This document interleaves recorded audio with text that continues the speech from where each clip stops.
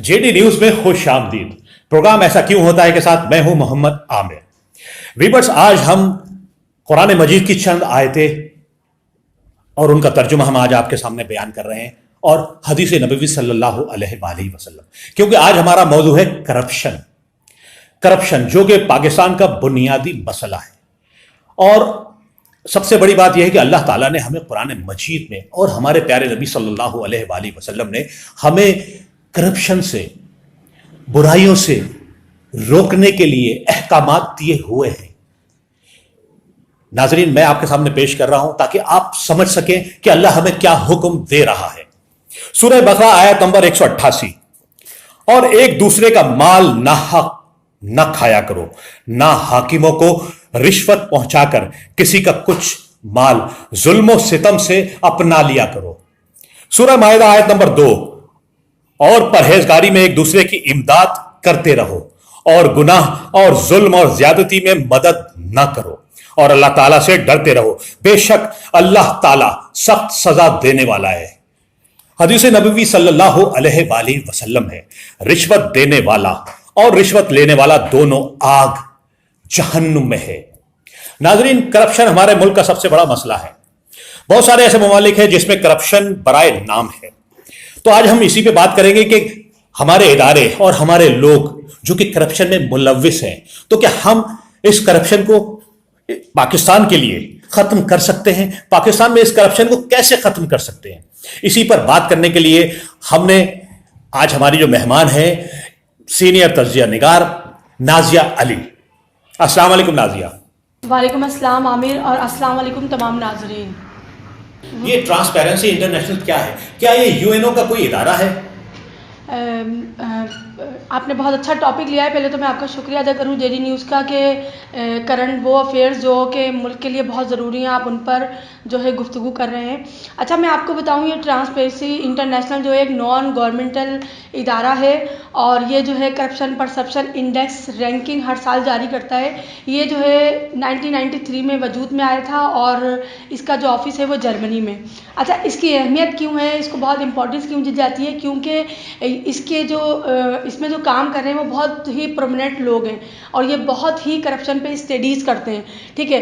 और इसकी ज़्यादातर अहमियत की वजह यह है कि इसके जितना भी स्टाफ है वो जो है IMF और वर्ल्ड बैंक के हाई प्रोफाइल जो एग्जेक्टिव लेवल है फॉर्मर वो होते हैं, हाई जर्नलिस्ट होते हैं और वेरियस इकनॉमिस्ट हैं।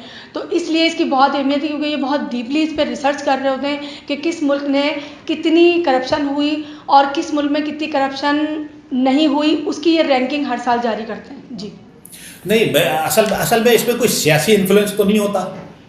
मैं ये पूछना चाहूँगा कि जो इनकी रिपोर्ट्स आती हैं उसमें कोई सियासी इन्फ्लुएंस बनता है, यानी प्रेशराइज के हवाले से मैं पूछना चाहता हूँ। देखिए, ये तो बहुत अच्छा सवाल आपने किया है कि ऐसा नहीं होता कि प्रेशराइज रिपोर्ट ये बनाते हों, लेकिन आपने सुना होगा प्रोपेगेंडा और दूसरा ये है इंटरनेशनल पॉलिटिक्स का एक गेम होता है, ठीक है। तो हम ये तो कह सकते हैं कि ये अपना काम बहुत अच्छी तरह कर रहे हैं और हम इनको डिनाई नहीं कर रहे, लेकिन इस वक्त जो पाकिस्तान की हालत है, आप जानते हैं पाकिस्तान जो है IMF के कर्जे में है और सेकेंडली पाकिस्तान के बॉर्डर से जो है चाइना लगता है, पाकिस्तान के बॉर्डर से भारत लगता है, पाकिस्तान के बॉर्डर से ईरान लगता है। तो जियो पॉलिटिक्स में हम जो है घिरे हुए, पाकिस्तान की अल्लाह ताला ने एक अहमियत जो है उजागर दुनिया में कर दी है। तो इसलिए आप जानते हैं कि ब्लैक लिस्ट, ग्रे लिस्ट से हमें ब्लैक लिस्ट में डालने की बहुत सारे ममालिक हैं वो कोशिश कर रहे हैं, जिसमें भारत जो है वो सर-ए-फहरिस्त। तो ये एक इंटरनेशनल प्रोपेगेंडा हो सकता है और इसमें सबसे दुख की बात यह है कि देखिए आमिर, तमाम चैनल्स जो हैं इस बात को हाईलाइट कर रहे हैं कि आप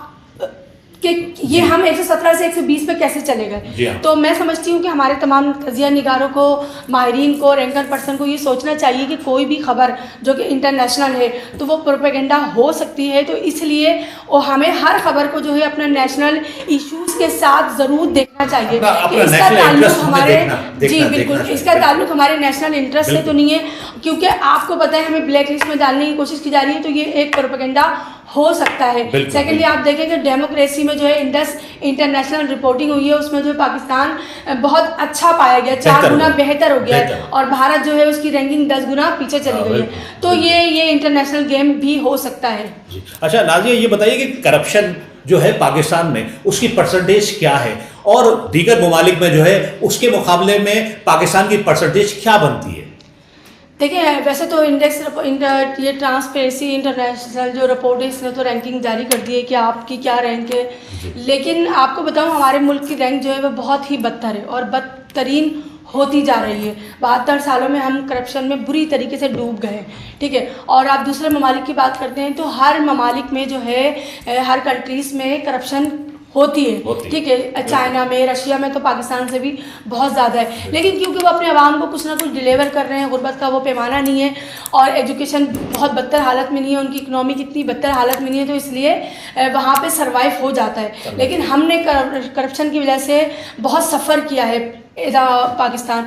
दूसरा ये कि अगर आपने बात की कि किसी मुल्क में नहीं है, बिल्कुल डेनमार्क जो है ऐसा मुल्क है जो 2 साल से इनकी 0 और 1 और 2 रैंकिंग आ रही है। न्यूजीलैंड है और क्या कहते हैं डेनमार्क है, न्यूजीलैंड है, स्विट्जरलैंड है। कमाल है। तो ये मतलब ये बहुत कमाल की बात है। ये वो मुल्क है जहाँ पर बराए नाम है, क्योंकि इनके कानून सिर्फ मतलब किताबों के लिए नहीं है, इनके कानून पे इम्प्लीमेशन होती है और जब सजाएं मिलती हैं तो फिर बंदा उस चीज़ से भागता है। तो ये कि हमारे मुल्क में करप्शन जो है वो बहुत हाई पैमाने पर है और दूसरे ममालिक में जो है जिसे मैंने आपको बताया डेनमार्क है, नॉर्वे, स्विट्ज़रलैंड है और न्यूजीलैंड है, तो ये वो ममालिक है जहाँ नहीं है। तो हमें इनसे सबक सीखना चाहिए कि इन ममालिक में बिल्कुल करप्शन नहीं है या बराए नाम है, तो वो किस तरह से अपने निज़ाम को लेके चल रहे हैं और किस तरह से उन्होंने करप्शन का खात्मा किया, क्योंकि ये दुनिया का बहुत बड़ा इस वक्त जो है मसला बन चुका है कि करप्शन को हाउ कैन बी रिमूव। बिल्कुल नाजिया, हम आए दिन तो सुनते हैं कि सियासी रहनुमा करप्शन की रोकथाम के लिए बड़ी बड़ी तकरीरें कर रहे होते हैं, लेकिन आया इन पर अमल क्यों नहीं करते? आमिर, इस सवाल में जवाब मौजूद है। अगर आप अपने सवाल को गौर से देखें तो उसी सवाल में आपने जो है सवाल भी किया और जवाब भी दे दिया कि आए दिन हम ये देखते हैं कि हमारे जो सियासतदान हैं वो तकरीरें कर रहे हैं, ठीक है, और अमलन उस पर काम नहीं हो रहा। तो देखें, जब सीनियर क़यादत और हमारी मिनिस्ट्री जो है वो सिर्फ बातें करेगी और तकरीरें करेगी, हमारे जो पॉलिटिशियन हैं और उनके जो हाई प्रोफाइल मेम्बरान हैं, तो फिर मुमकिन नहीं है कि हम पाए तकमील तक किसी पहुंच जाएं। क्योंकि हमें देखें करप्शन ख़त्म करने के लिए तकरीरों की ज़रूरत नहीं है, हमें बड़े बड़े जुलूसों में बड़ी बड़ी बातें करने की ज़रूरत नहीं है। हमें जो है ज़रूरत है कि हम खात्मे के लिए कोई किरदार अदा करें, जो कि हमें अनफॉर्चुनेटली नज़र नहीं आता। सियासी पार्टी के जो लीडरान हैं उनसे सिर्फ तकरीरें सुनने में आती हैं, वो वजूहात नहीं बताते कि वो क्या वजूहात हैं जिनकी बिना पे करप्शन हो रही है, करप्शन बढ़ रही है और करप्शन तरक्की कर रही है। नाजिया, मैं उसको इस तरह से कहूँगा कि यानी वो सिर्फ बोल वचन करा रहे हो। हाँ, आप देखिए ना कि वो खात्मे के लिए क्या किरदार अदा कर रहे हैं। आप मुझे बताएं वो क्या करते हैं, अपना मलबा दूसरों पर डालते हैं, वो अपना मलबा दूसरों पर डालते हैं, इस तरीके से पाकिस्तान को आगे लेके जाया जा रहा है। आप मुझे ये बताएं, ये पाकिस्तान की नई तारीख अब शुरू हुई है कि जो भी जो है मिनिस्टर बदनवानी में पकड़ा जाता है, करप्शन के इल्ज़ामात उस पर लगते हैं, तो बाकायदा उनको हाई प्रोटोकॉल मिलना शुरू हो गया है, उनको मीडिया फुल कवरेज देता है और अगर वो बीमार होते हैं तो उनको बाहर हॉस्पिटल में ले जाया जाता है। किसी गरीब के साथ तो ऐसा नहीं होता। इवन कि हम अपने ही जिसने करप्शन किया है सबूत मौजूद है उनको हम बाहर पहुँचाते हैं। तो देखिए, हमें जिंदा कौम की निशानियाँ बहुत कम नज़र आ रही हैं। तो इस एजेंडे को जब हम लेके चलेंगे कि करप्शन पर सजाएं नहीं होंगी, तो जाहिर सी बात है, और ख़ास तौर पे आपका जो सीनियर यानी कि आप अपने ब्यूरोक्रेसी को देख लें, आए दिन सुनने में आता है कि उन्होंने करप्शन की है। मिनिस्टर लेवल पर हम देख रहे हैं, हर लेवल पर हमें करप्शन नज़र आ रही है। तो जाहिर सी बात है, जब हाँ ऊपर का बंदा करप्शन ले रहा है, चाय पानी से हमारे इदारों में करप्शन स्टार्ट हो के आप ये देखिए अरबों तक पहुँच गई है। तो इसके लिए बहुत ज़रूरी है कि हम इक़दाम करें, हम वजूहात बयान करें, उन वजूहात की कोई टास्क लें कि इन द फ्यूचर हमने 10 साल में 5 साल में करप्शन कैसे। नाजिया, मैं इसमें एक बात का ये इजाफा कर दूं कि कोई भी करप्शन में कोई भी इदारा, नैब हो या कोई भी इदारा हो, जब वो हाथ डालता है करप्शन में पकड़ता है, तो उस करप्शन किए हुए वक्त में जो फासला मैंने देखा है ना, वो 7 से 8 साल, 10 साल, 15 साल बाद वो केस जाके उठाया जाता है, जबकि वो करप्शन का पैसा मुल्क से बाहर चला जाता है, वो खा भी लिया जाता है। तो मकसद ये ऐसा क्यों होता है, उसी टाइम क्यों नहीं पकड़ा जाता उसको? आप बिल्कुल, आपने बहुत अच्छी बात की। आप ये देखें, सिंगापुर, जापान, चीन, मलेशिया और बहरीन, ये वो ममालिक हैं जो पाकिस्तान बनने के बाद बने हैं, ठीक है। आप देखें, जापान को तो बिल्कुल तबाह कर दिया था, लेकिन आज वो दुनिया की चौथी इकनॉमी है। चाइना सुपर पावर बनने जा रहा है। इसी तरीके से तमाम जो कंट्रीज़ हैं जो पाकिस्तान बनने के बाद वजूद में आए, आज देखिए कितनी तरक्की कर चुके हैं। वजह ये कि वहाँ पर करप्शन है, लेकिन करप्शन का पैमाना वो नहीं है जो हमारे मुल्क में, क्योंकि हमारे मुल्क में आपने देखा किसी को सजाएं हुई हैं? नहीं, अभी तक एक बिल्कुल। भी 5 साल हो गए, हालांकि ये हुकूमत तो बाकायदा कह के आई थी कि हम करप्शन इसका तो का स्लोगन ही यही था, खात्मा स्लोगन ही करेंगे। यही था। जी बिल्कुल। बिल्कुल। तो फिर जब इतनी बड़ी मतलब एक हुकूमत, एक 22 साल एक पार्टी ने जद्दोजहद करी है, उसके सही बाद जब वो इक़्तिदार में आई है तो वो भी काउंटर नहीं कर पा रही। तो नहीं। सोचें कि हमारे यहाँ करप्शन की जो बुनियादें वो दरख्त बन गई हैं, जड़ें नहीं बन गई हैं, मुझे लगता है वो दरख्त बन गई हैं, बल्कि वो अब- घने घने जंगलात हो चुके हैं। जी बिल्कुल। तो हमें बहरहाल ठीक होने की ज़रूरत है इसमें। अच्छा नाज़िया, करप्शन की वजह क्या है और इसके नुकसान क्या क्या भुगतने पड़ते हैं कौमों को? देखें, अब मैं आपको बताऊं, करप्शन की सबसे बड़ी वजह जो ये है कि हमारी हविस बढ़ गई है ना। हमने अपनी ज़ात की कामयाबी, अपनी ज़िंदगी का मकसद हयात का ताल्लुक़ पैसे से जोड़ लिया है। हम भूल गए हैं कि हमें मरना है। ठीक है, सबसे पहली बात तो ये कि हमें ये खौफ ही नहीं है कि अकीदा नबूवत है, अकीदा आखिरत है कि हमने मरना है, अपने अमाल की जवाबदेही देनी है, एक बात। दूसरी बात, अगर हम ये गवर्नमेंट दुनियावी लेवल पे देखें तो देखें, high level of market and political मैं मोनोपोलाइजेशन। इसमें एक बात का इजाफा करूंगा कि अगर हम यहाँ के कानून से बच भी जाएं तो एक अदालत रह जाती है, बरोज़े क़यामत हमें उसका सामना करना पड़ेगा। उसका खौफ नहीं है ना। आप देखें कि हमारे यहाँ जो है पॉलिटिकल मोनोपोलाइजेशन कितनी नज़र आती है, हमारे यहाँ डेमोक्रेसी बिल्कुल लो है, हमारे यहाँ वीक सिविल पार्टिसिपेशन है, हमारे यहाँ लो पॉलिटिकल ट्रांसपेरेंसी हमें नज़र नहीं आती। हायर लेवल जो हमारी ब्यूरोक्रेसी है, हमें उसमें इनएफिशिएंट एडमिनिस्ट्रेटिव स्ट्रक्चर नज़र आता है। हमारा स्ट्रक्चर बिल्कुल अच्छा नहीं है, लो इकनॉमिक और लो प्रेस फ्रीडम में हम रह रहे हैं। तो ये सारी वजूहत जो है ये करप्शन की वजह है, क्योंकि एक आम बंदे को अवेयरनेस ही नहीं है। आप ये सोचें, ये बहुत ख़ास बात मैं आपसे कह रही हूँ, क्योंकि मैं जाती हूँ, मुख्तलिफ जगह प्रोग्राम होते हैं उनको कवरेज के लिए, तो मैं ये देखती हूँ कि एक ब्यूरोक्रेट है जो नहायत करप्ट है, एक मिनिस्टर है जो नहायत करप्ट है। आवाम पागलों की तरह उनके साथ तस्वीरें खिंचा रही होती है, और तस्वीरें खिंचाने के बाद ग्रुपों पर शेयर कि हम फला बंदे को जानते हैं। जब हम एक करप्ट बंदे को इतनी अहमियत दे रहे हैं तो हम क्यों अहमियत दे रहे हैं? हमें इतनी समझ होनी चाहिए एज आवाम कि कौन बंदा करप्ट है, और हम उसको हिकारत से देखें या उसको डिग्रेड करें कि वो शर्मिंदा हो। हम ऐसा नहीं कर रहे, हम उनको प्रोटोकॉल देते हैं, हम उनको अपना हीरो बना रहे होते हैं, तो फिर वो जबकि इस मुल्क को, इस कौम को जीरो करने में इन सब लोगों का हाथ है। बिल्कुल बिल्कुल। तो ये वजह है करप्शन की। और आपने नुकसानात कहा, तो मैं आपको बताऊं, देखें नुकसानात, सबसे बड़ा तो ये नुकसान है कि आप देखें कि IMF का जो लोन है वो अभी हम एक बच्चा पाकिस्तानी 2.25 लाख का कर्जदार है, और हमारी तमाम ख़ास जगहें जो है वो IMF के पास गिरवी रखी हुई हैं। और मैं आपको बताऊं, बांग्लादेश आप देखें, और हिस्ट्री में बहुत से ऐसे ममालिक हैं जिन्होंने IMF से लोन लिया, उसको सही जगह इस्तेमाल किया, IMF के रूल्स और रेगुलेशन फॉलो किए, और वो बल्कि आज वो लोन दे रहे हैं। भारत तक देखें, उसने IMF को लोन दिया हुआ है।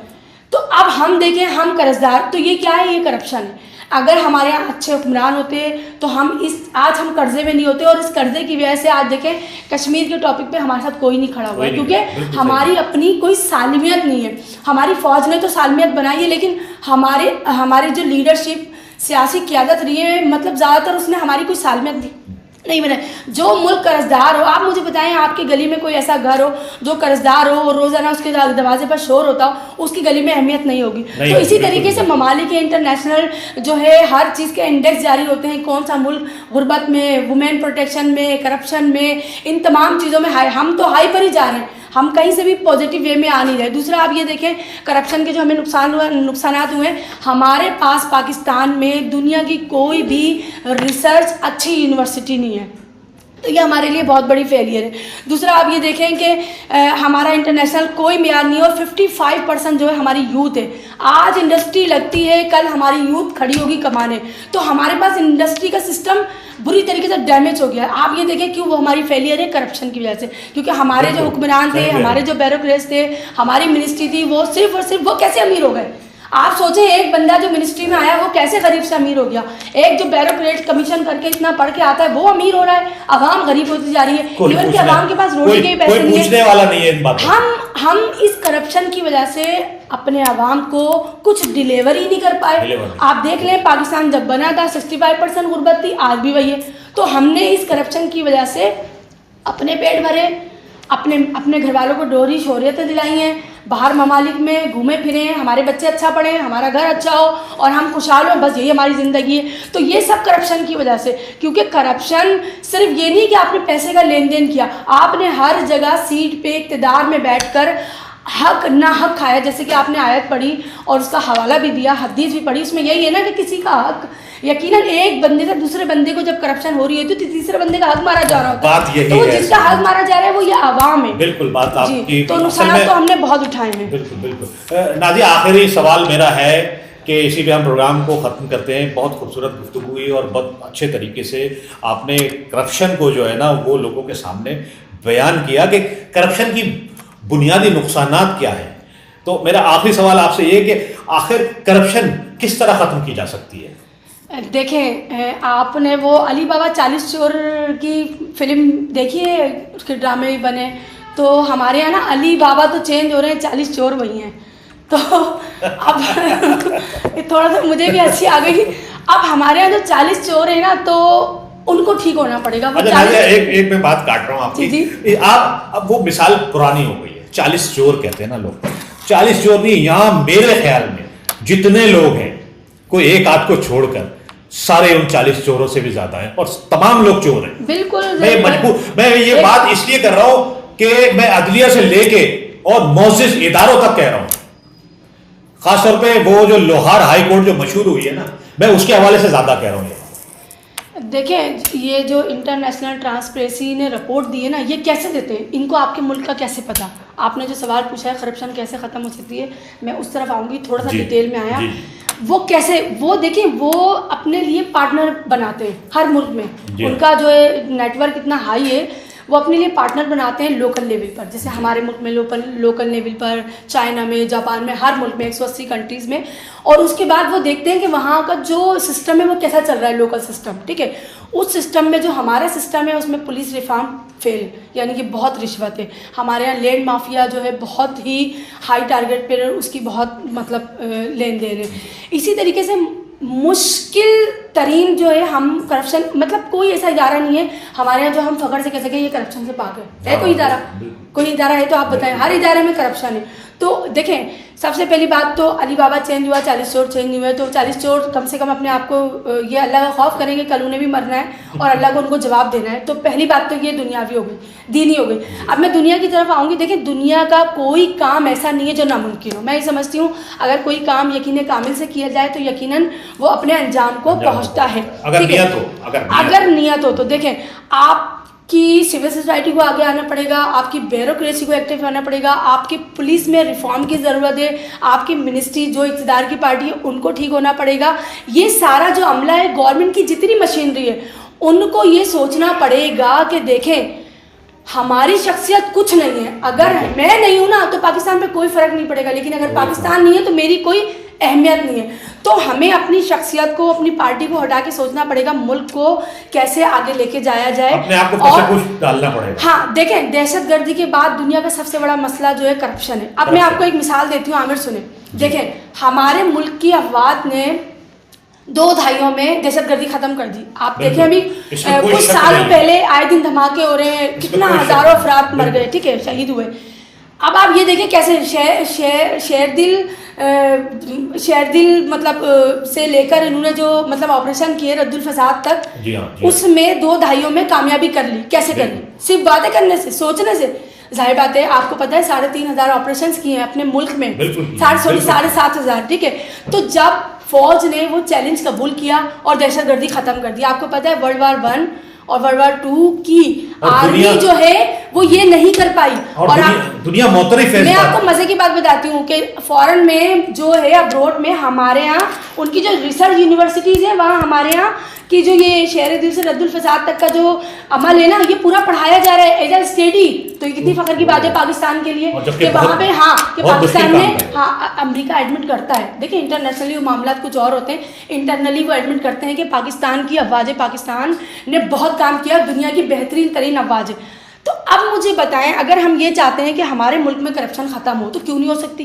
किस लिए नहीं हो सकती? 1 दहाई 2 दहाई हम सोचें दो कि हमें करप्शन ख़त्म करना है, हमें अपने आप को ठीक करना है, हर महकमे को ठीक करना है। आप ये देखें कि TCS ने अपने जहाज़ खरीद लिए, प्राइवेट इदारा है, और आप हमारा पोस्ट ऑफिस देख लें, वहीं का वहीं है। अब तो कुछ तरक्की भी हो गई, वरना हालत देखें तो जो प्राइवेट एयरलाइन हमारी PIA तबाह हो गई, जो प्राइवेट एयरलाइन है वो अरबपति हो गई।